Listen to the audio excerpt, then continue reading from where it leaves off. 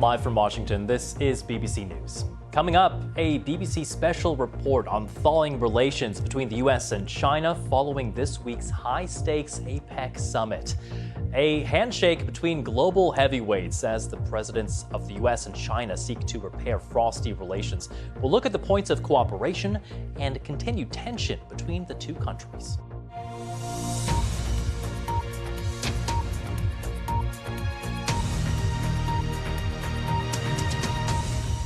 Hello, I'm Carl Nasman. Welcome to this BBC special report exploring the changing relationship between the U.S. and China, what it means for security, trade, and other key global issues. At this week's high-stakes meeting between Presidents Joe Biden and Xi Jinping, the two leaders sought to ease tensions after years of increased acrimony. Washington and Beijing agreed to resume high-level military communications channels, meaning the return of meetings and conversations between commanders. China had also suspended some channels previously in protest to then-Speaker Nancy Pelosi's visit to Taiwan last year. The U.S. and China also agreed to slow the production of fentanyl, a synthetic opioid responsible for tens of thousands of drug overdose deaths here in the U.S. And they agreed to dialogue on artificial intelligence, people-to-people exchanges, and to boost flights between the nations. But the leaders are still at odds over Taiwan, with Xi calling it the biggest and most dangerous issue in bilateral ties. Beijing considers it part of its territory, while the U.S. maintains unofficial relations with the democratically self-governed island.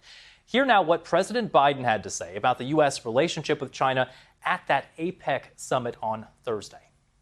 The high-stakes summit marked a thaw in declining relations between the two countries that started with that spy balloon. Now, relations grew rockier following the U.S. shooting down an alleged Chinese spy balloon over its airspace back in February, implementing new export controls over advanced technologies, and the U.S. approving the sale of missiles and other munitions for Taiwan's fighter jets.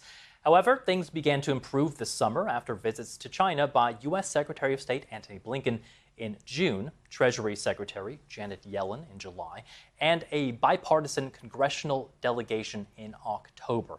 It led to the long-anticipated trip by China's top diplomat Wang Yi to Washington just last month to meet with senior administration officials. Biden and Xi last met on the sidelines of the G20 summit in Bali last year. The nearly 3-hour-long meeting ended with the two leaders having what Mr. Biden called a, quote, very blunt discussion. So that's the timeline, that's the background for what we just saw this week at APEC. And for more now, let's bring in Gary Locke. He's a former U.S. ambassador to China, former governor of Washington State, and also previously the U.S. Secretary of Commerce. Ambassador, thank you so much for being here. Coming into this meeting at APEC, very low expectations for what might come out of this summit between the two leaders. But we just heard there was a fairly long list, actually, of agreements. What did you make of what we saw from this meeting between the two leaders? As we mentioned, the presidents Biden and Xi reaching that agreement to significantly curb the flow of fentanyl into the U.S. Now, China agreed to directly pursue specific chemical companies that make those materials used to produce the synthetic opioid. U.S. officials have argued that China's vast chemical industry played a key role in America's fentanyl crisis by supplying the compounds used in, as we heard, illegal drug labs, some of which are in Mexico, which is now the largest exporter of fentanyl to the U.S. Before 2019, China was the primary source of fentanyl coming into the country. Last year, over 107,000 people in the U.S. died from drug-related overdoses. Nearly two-thirds of those reported deaths involving synthetic opioids, including fentanyl. That's all according to the Centers for Disease Control and Prevention. However, Chinese government officials have denied that it plays a significant role in the U.S. drug crisis. All right, let's dig a bit deeper now on this big week of diplomacy, including what happened there in that agreement with fentanyl. Still with us, Gary Locke, former U.S. ambassador to China. And we can bring in now Wendy Cutler. She served as the deputy U.S. trade representative under President Obama. She's currently the vice president of the Asia Society Policy Institute. Wendy, welcome to you. Thank you for joining us. I just want to start because, you know, there was this big dinner as well. Besides the diplomacy between the two leaders, there was plenty of business diplomacy, I guess, if you want to call it that as well. And you're at this dinner that President Xi held with American CEOs. You actually said, Wendy, that no one expected to hear the speech that she gave. What did you make of the message she had for American business leaders? Well, in some ways, it was a missed opportunity because, as Ambassador Locke stated, the Chinese economy is in trouble now. They're not only not attracting foreign direct investment, they're losing foreign investment. And so this dinner was a real opportunity for Xi Jinping to lay out the case for measures and steps he was going to take to ensure that the business climate would improve. Instead, he gave a very high-level speech really aimed at emphasizing the notion and his view that China is not a threat, that China is not interested in war, that China wants to increase and solidify people-to-people ties. But he made very little mention of the market or any economic issues, frankly. Now, Gary, just come back to you quickly. How much do you think China's weaker economy affected some of the way that we saw Xi behaving this week and some of the agreements that ended up being made?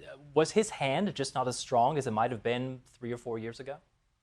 No, not at all. I think it's a matter of trying to develop closer relations with the United States, and it's something that we want as well, because our economies are so intertwined, and millions of jobs on both sides of the Pacific depend on trade between the two countries. For instance, China is America's #1 export destination for our agricultural goods. And China, with its growing middle class, very much wants American products, which are known for high quality, safety, purity, whether it's food or medical devices and even environmental technology. So having better economic relations with the United States means jobs for the Chinese people, and we recognize that it also means jobs for the American people.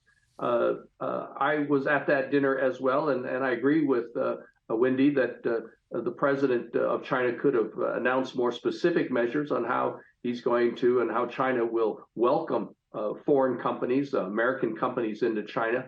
But he was also having to play to his own domestic audience. And, if he made specific comments with respect to one American sector, other sectors will say, what about us? So yes, he tried to say that China welcomes American companies, that China needs American companies. But yes, he could have been more specific. I think we're going to have to look for those specifics down the road and in the future. I want to bring up another interesting moment that we had during this diplomatic exchange. And this was when President Biden was asked by a reporter at the end of his press conference about specifically Xi Jinping. Let's take a listen. And Mr. President, after today, would you still refer to President Xi as a dictator? This is a term that we used earlier this year.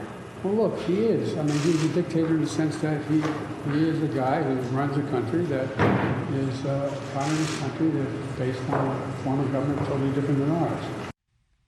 Now, Wendy, what did you make of that moment? We saw this viral video as well of Secretary Blinken reacting. What did you make of what Biden said there?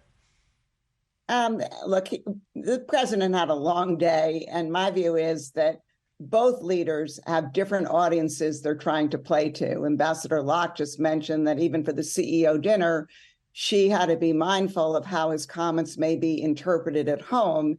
And I think that President Biden was trying just to make it clear that even if they had a constructive and a frank and 4-hour meeting together, that does not mean that we think that Xi Jinping it doesn't mean that Xi Jinping is the type of leader that a democracy produces. Ambassador Locke, there are two different audiences at play here. How do you think the audience back in China might receive that comment from the President of the United States? Well, I'm sure the Chinese people did not like that comment at all. But President Biden is pointing out the fact that we really have two different political systems.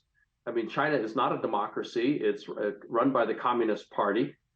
President Xi Jinping has changed the constitution so he can basically be ruler for life. And it's a very autocratic, dictatorial type of government, a very top-down government in which there is really no Congress, and everything comes from and emanates from President Xi. that is very different from what we have in the West and certainly here in America. So it's President Biden was very correct to basically say that it's a very autocratic type of government. Now, U.S. Republicans generally take a bit of a tougher line on China, especially in recent years. The last debate between presidential candidates called China the #1 threat to the U.S. Earlier, we asked Representative Darren LaHood of Illinois about the Republican view ahead of the APEC conference. Here's what he said. Well, the Chinese leader's connections to the U.S. go back decades. In 1985, he traveled with a delegation to Muscatine, Iowa, where he was received by Sarah Landy, who is on the far right of this photo. She's been in touch with him ever since, and she spoke to the BBC's Americast this week about Xi's visit way back then. Xi Jinping visited Iowa in 1985, and in a small community, the way we express our hospitality is we share the food that we make ourselves. So they stay in people's homes, but he was invited to a potluck dinner at my house. Then everyone who was coming as our local guest brings their favorite meal and a casserole dish. And together, that's what we serve Xi Jinping and his delegation, and it gave them a true Iowa meal. Imagine that, a potluck dinner with the future president of China. I'm Carl Nasman. Thanks for watching this special report. Stay with us.